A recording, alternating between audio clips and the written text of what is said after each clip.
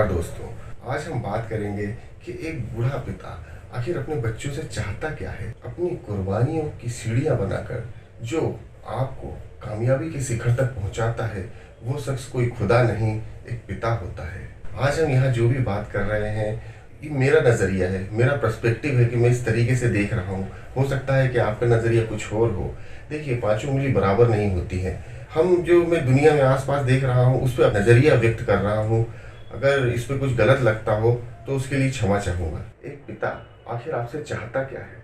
वो आपका पैसा चाहता है, आपसे खुशियाँ चाहता है, समय चाहता है, या आपका मान सम्मान चाहता है? हमारी कहावतें भी बनी हुई हैं, तो कुछ इस प्रकार बनी है कि दूधो नहाओ पूतो फलो, पूत कपूत तो क्या धन संचय, पूत सपूत तो क्या धन संचय।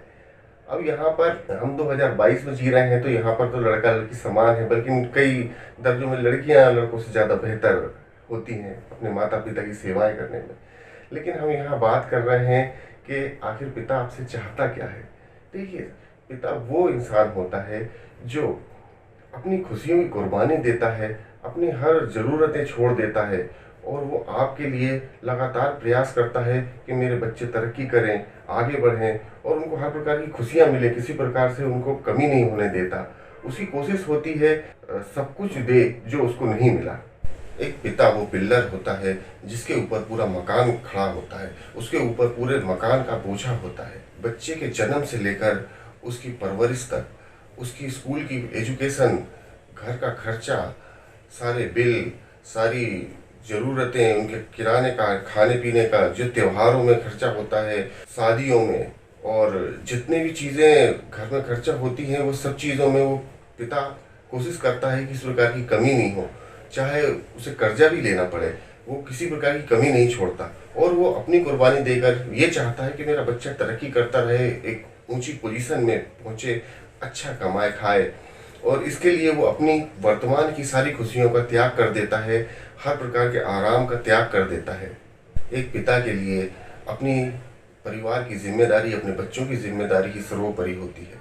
वो ये निभाता रहता है, और निभाते निभाते जब एक दिन बूढ़ा हो जाता है, उस बीमार हो जाता है, उसके हाथ पैर में ताकत नहीं होती, तो वो क्या देखता है?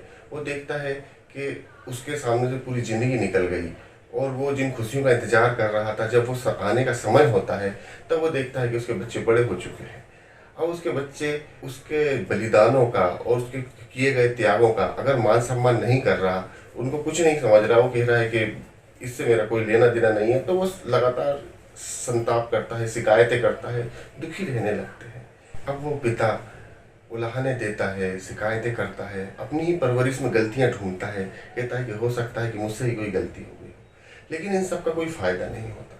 अब आप उस पिता की जगह खड़े होकर देखिए, आप खुद अनुभव करके देखिए कि एक व्यक्ति जिसने अपनी जिंदगी किसी की खातिर निकाल दी, और उसके सामने ऐसा दिन आ गया, ऐसा आपने कई फिल्मों में देखा होगा और अपने आसपास भी देखा होगा।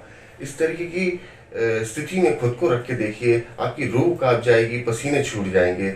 आप सोच ही नहीं सकते कि ये कितनी बदतर स्थिति होती है जब शरीर में ताकत नहीं होती और उसके सामने ऐसी परिस्थितियां होती हैं। देखिए, जनरेशन गैप हर दौर में रहा है, पहले भी रहा है, अभी भी है, और आने वाले समय में भी रहेगा। लोग बदलते हैं, विचार बदलते हैं, जनरेशन बदलती हैं, और जनरेशन गैप पिता बेटे के बीच में होता ही है और रहेगा। तो ऐसे दौर में आखिर किया क्या जाए? एक पिता और एक बेटे के लिए एक कुछ मेरी ओर से सलाह है जो उनको राहत प्रदान करेगी, और हो सकता है ज़िंदगी में उनकी मदद भी कर दे। जो बच्चे हैं उनके लिए मेरी ये सलाह है कि देखिए, मैं कोई लंबा चौड़ा लेक्चर नहीं दूंगा आपको। एक्चुअली मैं ये सब बातें तो आप जानते ही हैं कि जिसने तुमको जन्म दिया है और जिसने तुम्हें पाला पोसा, वो भगवान के स्वरूप है, माँ बाप को। अगर पर ये सब बातें चलो ठीक है, छोड़ते हैं। अगर पिता चाहता है कि आप किसी पोस्ट पे पहुंचे, और अगर आप नहीं पहुंच पाए उस पोस्ट तक और उतना नहीं कर पाए, तब भी आपसे वो कोई सोने की ईंट नहीं चाहता है, आपसे कोई नोटों की गड्डियां नहीं मांगता है। अगर वो बोल भी रहे हैं तो वो झूठ है। सच तो ये है कि एक पिता चाहता है कि आप उसका इस उम्र में सम्मान करें। आप अगर उनका सम्मान करेंगे और उनको थोड़ा समय दे देंगे, उनके साथ बैठ जाएंगे, बातें कर लेंगे, और उनको थोड़ा प्यार दे देंगे, तब भी उनके लिए पर्याप्त होगा। अगर आप इतना भी कर पाते हैं, तब भी आप दूसरों से बेहतर ही हैं। और जो पिता हैं, उन्हें मेरी ये सलाह है कि उन्हें इग्नोर करना सीखना होगा, क्योंकि मैं अभी बड़े बुजुर्गों के साथ उठता बैठता हूँ और मैंने देखा है या उन लोगों ने मुझे बताया कि वो किस प्रकार खुश हैं। तो उनकी सलाह से मेरे ये समझ में आता है कि जो व्यक्ति अपने बच्चों की थोड़ी बहुत चीज़ें इस उम्र में आने के बाद में इग्नोर करने लगता है, वो खुश रह सकता है। अगर वो हर चीज़ में शिकायतें करेगा तो वो खुश नहीं रह पाएगा। तो थोड़ा इग्नोर करना सीखिए। मैं भी जब छोटा था तो मेरे पिता बोलते थे कि जब शिकायतें करती थी मेरी मम्मी के ये पढ़ नहीं रहा है, तो वो बोलते थे कि पढ़ेगा तो आपको, ना माँ को ना बाप को। तो इस प्रकार वो काफ़ी खुश रहे दूसरे पिताओं से, वो इतनी चिंताओं में नहीं रहे हैं। नंबर 2, उनको हमेशा अपनी खुशियों की जिम्मेदारी खुद लेनी चाहिए। मेरे हिसाब से अगर वो खुशियों की जिम्मेदारी जो खुद लेंगे तभी वो खुश रह पाएंगे। सुबह उठ के मॉर्निंग वॉक करना, मेडिटेशन करना, अच्छी किताबें पढ़ना और अपने पुराने दोस्तों के टच में रहना। अगर वो पुराने दोस्तों और रिश्तेदारों के टच में रहेंगे, उनसे फ़ोन पे या किसी प्रकार से भी बातें करते रहेंगे, तो उनको काफ़ी मदद मिल जाएगी। और हाँ, जहाँ ज़रूरत है वहाँ पर उनको मदद मांगनी चाहिए बच्चों से, लेकिन लगातार शिकायत करने और बड़बड़ करने से, लगातार बच्चों को और गालियाँ देने से इस प्रकार का नेगेटिव माहौल हो जाता है कि वो और ज़्यादा चिढ़ने लगते हैं और आपको भी तकलीफ होती है। इसीलिए मेरी ये सलाह रहेगी कि अपनी खुशियों की जिम्मेदारी भी खुद लें। देखिए दोस्तों, ये सब मेरा खुद का अनुभव नहीं है।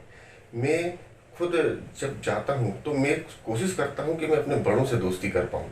तो मेरे अधिकतर जो मैं जिनके साथ बैठता हूँ, बात करता हूँ, सुबह मॉर्निंग वॉक करने जाता हूँ या कहीं घूमते फिरते, तो मेरे जो मिलने वाले हैं वो कई रिटायर्ड भी हैं, कई 70 साल के, 75 साल के, 82 साल के, 80 साल के, इस प्रकार के भी मेरे पहचान के कई हैं अंकल। तो मैं उनसे बातचीत करता हूँ या वो मुझे बताते हैं, तो उनका अनुभव और उनको देखते हुए मुझको ऐसा महसूस होता है कि अगर खुश रहना है तो कुछ इस प्रकार की करनी चाहिए। बाकी ये मेरा खुद का अनुभव नहीं है, क्योंकि मेरी खुद की उम्र अभी वही नहीं हुई है। तो अगर कुछ गलत लगता है आपको तो उसके लिए मैं माफ़ी चाहता हूँ।